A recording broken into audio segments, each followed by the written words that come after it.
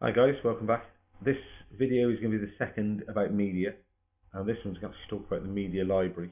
So if we pop across here, just click on the media and it'll bring up the library for you, and you'll see all the images in there.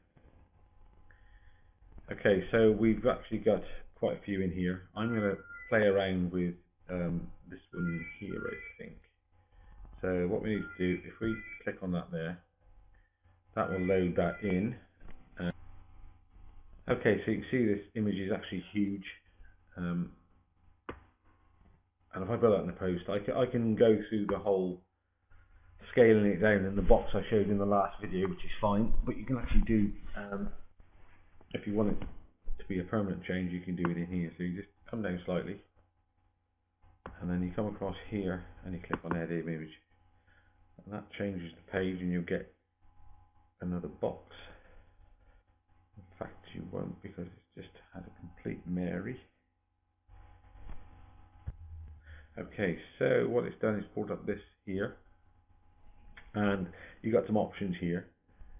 Up here you can crop, you can rotate, you can flip it vertically and horizontally, and you can undo your changes. If you're going to try and crop it, it took me a while to find this out. What you need is just, you can't select the crop button really. It's weird. In fact, they changed it. You can. It shows it is now. But you just drag it across the image. He says there, and you get this box up. Oh, there it is. There's the box, and you can crop it around as you want, and by dragging the arrows. Okay, I don't really want to do that, so that's fine.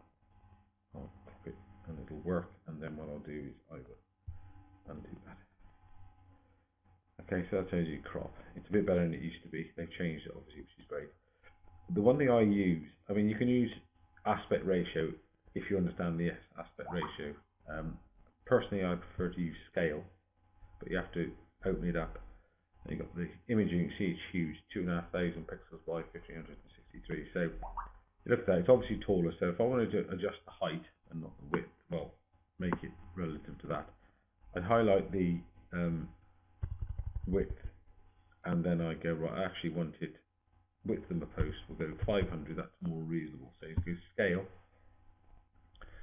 and what that will do is that will scale that image down, show you that it doesn't look like it's changed much, but it actually has. You can always go back if you don't like it, you can always restore it at any time, it's not a problem. But then you click update,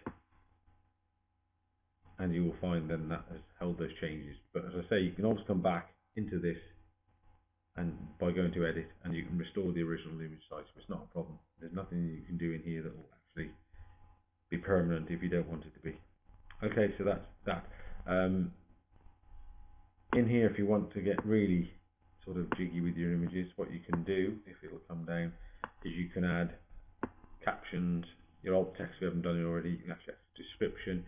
You can do some SEO on it as well.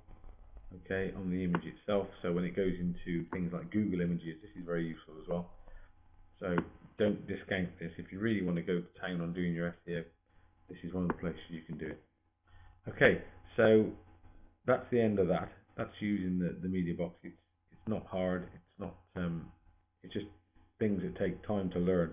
Hopefully this will shortcut it for you. Okay, I'll see you in the next one. Bye for now.